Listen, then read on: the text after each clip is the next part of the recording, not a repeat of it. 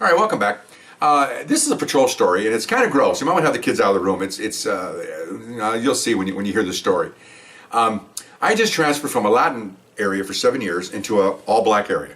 And I'm only saying that because there's a contrast in the two. You know, the lifestyles are different, the ethnic backgrounds are different. It's all different things, and it's all, from my eyes, it's all fun. I told you earlier on realcopstoryvideos.com that I'm just in awe of areas I worked, because it's so exciting and fun and interesting and all the words you want to use, dynamic and challenging, and I mean just comical. Everything is what we do for a living. So anyway, so I'm in an area, and I'm working with a white partner. He's been here 7 years. I'm brand new, but I'm a senior guy now. I'm in charge of 9 officers. I'm pre-sergeant material, so and he knows that. But he's not trying to kiss my butt or anything. He just, and so he's showing me around. We both have about the same amount of time on the job, and he showed me the division. Okay, now I never been around blacks. I never been around this type of violence. Different kinds of violence in East LA. Latins, they beat their wives. They steal cars. There's gang shootings. Well, here it's more of a family thing. It's more of neighbors fighting neighbors and people, husband and wives fighting each other, which is a different thing. I'm saying it didn't happen in the Latin area, but it seems more. I got more calls here, and I stayed in this division for 6 years. It's happening more here, more of an interpersonal conflicts of husband and wife. Now, based on that, let me tell you what happens. One of the first calls, we wrote some tickets first night. We worked night shifts, so now it's like 3:30. We hit the street. Now it's like 4:30, starting to get dark. Wrote some tickets, handled a barking dog call and something else. I don't remember what it was. And then we get the hot call, okay? And it turns out that we get, I found out the next several years that this is an ongoing evening. There'll be, just say 20 patrol cars, and we'll each handle 20 radio calls a night. I mean, just literally going from one call to another call to another call. And the hot shots come out, the hot ones, they require sirens and red lights. This was one of them. We got the call, cutting in progress, ambulance en route, and he gave us the address, so we take off, red lights and siren. We're pretty close. I know how close we were, because most of the time when you go to something like this, the paramedics beat you there, because the calls go out directly to 2, but sometimes, depending on where the call's from, sometimes the fire department's closer than we are, because we're officers on patrol. We're never near, it seems like we're never near where these people need help. So we get there pretty fast.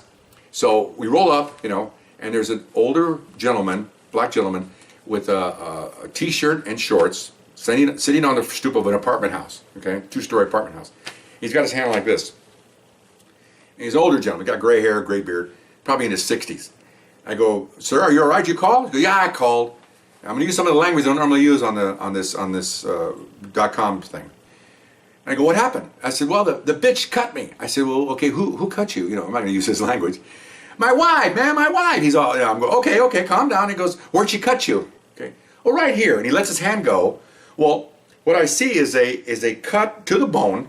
Okay, you can see my arm here. I got a vein going right here. Hit it right there. Okay, it's about that long. It's about that deep to the bone. It's like this long. Okay, and as soon as he takes his hand away, it's like whoosh. Whoosh. I go, "Put your hand back on that thing, man." "Oh, okay, I'm sorry. Yeah. Well, what happened?" "We got in a fight, and a bitch hit me, and and did you hit her?" "Well, yeah, but she deserved it." And I'm going, "Oh my gosh!" And my partner's going, "Okay, you can hear the sirens coming." Okay, it's the paramedics. So he's, "Okay, stay here. Leave your hand on there. Was your wife in there?" "Yeah, go get her." I said, "Well, we're gonna go talk to her. Okay, don't go get her. Okay, we'll decide that." Okay, fine. So we see another black and white pull up, and we look at him, we go like this. So they follow us, and he's still sitting there. Here comes the paramedics. Says, "We're not paramedics, so no reason for us to stand around this guy. Once we got the blood stopped, he's okay until somebody gets here within a matter of a minute." So we go in this, he's the manager, and his wife's the manager of the place. So naturally, first story, first door, 1A, is the door's open, there's blood on the floor all over the place. This is obviously where it came from. So it's our call, we go in first, have our guns out just in case. And here's a dining room table, blood all over the table, and she's sitting there. Same old lady, big, she wearing like a muumuu, a big dress on, like this. And she's pissed. I go, "How you doing, ma'am?" I said, "You know that gentleman out there?" "Yeah, that's my old man." "Okay, fine. What happened?" "Well, we got in a fight, blah, blah." I said, "Well, how did the knife come here?" "Well, I cut him." And again, I'm not used to people just being that candid. When I came from, "I didn't do it. I don't know what you're talking about." This is like, "Yeah, I did it. He deserved it. He hit me." "Okay, fine. Well, what did you use?" "Well, I use a meat cleaver." "Okay, where is it?" "Well, it's right there." And she starts to get up. No. We stood between her and the meat cleaver. I said, no. And meanwhile, we're looking around, and there's nobody else in this apartment. It's a living room with a dining room, and then bathroom, and the bedrooms in the back. There's furniture tossed and chairs on the floor, food all over the place. They had a knockdown, drag-out fight in here. Okay, I mean, there was no doubt about it. So I go, okay, fine, you know. So we look at my partner, we go like this, we nod, we get behind her and we put the handcuffs on her because we know she's obviously violent, and he wasn't. He's very calm. She's violent, although they probably were both screaming at the time. So we cuff her, and she's all mad about that. And then 2 other officers come in, and they call us over, and they go, we just talked to the neighbors, and they were both fighting and rolling around the floor, and he was slapping her because some witnesses saw what went down, and that she pulled out the meat cleaver and hit him. So it's pretty much, you know, self-defense and all this good stuff. So, okay, fine. So supervisor gets there, we tell him, and he goes, well, you know, he says, he slapped her, she cut him, and I'm watching the supervisor because, again, I will become a supervisor. I'm saying, well, he goes, book them both. I'm going, oh, okay. so by now we go outside, and they've got his arm wrapped and you know, in a cloth, and they got the tape outside of it temporarily so they take him to the hospital.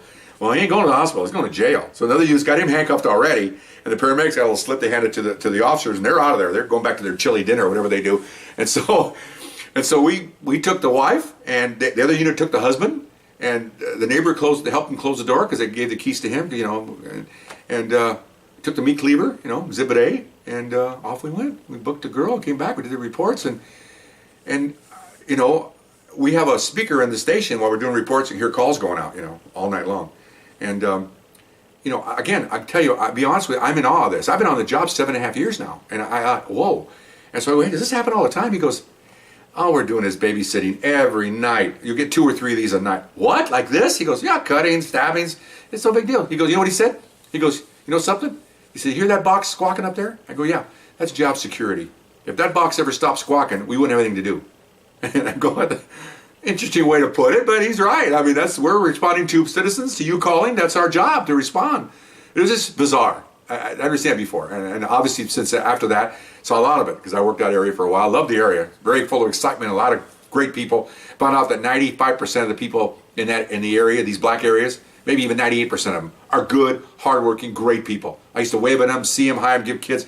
The other 2% are a-holes, running around committing the crimes. It's kind of sad. People lock themselves in the house, they're behind bars, and the crooks are running loose. But that's the way it is. But anyway, nice area, and I hope you enjoyed this story. And watch those meat cleavers. We'll see you next time. Bye-bye.